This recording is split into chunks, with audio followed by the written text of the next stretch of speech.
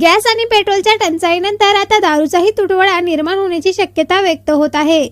जिल्ह्यातील मद्य निर्मिती करणाऱ्या कंपन्यांकडे कॅन आणि काचेच्या बाटल्यांचा साठा हा केवळ 15 दिवसांचा उरला आहे।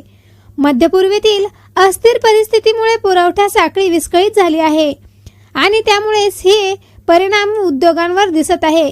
साठा संपल्यास उत्पादन थांबण्याची भीती असून दर सुमारे 200 कोटी रुपयांच्या नुकसानीचा अंदाज वर्तवला जात आहे। त्यामुळे तळीरामाचं टेन्शन आता वाढण्याची चिन्ह दिसत आहे। संभाजीनगरमध्ये 6 विस्की तर 6 बियर उत्पादन करणाऱ्या कंपन्या आहेत।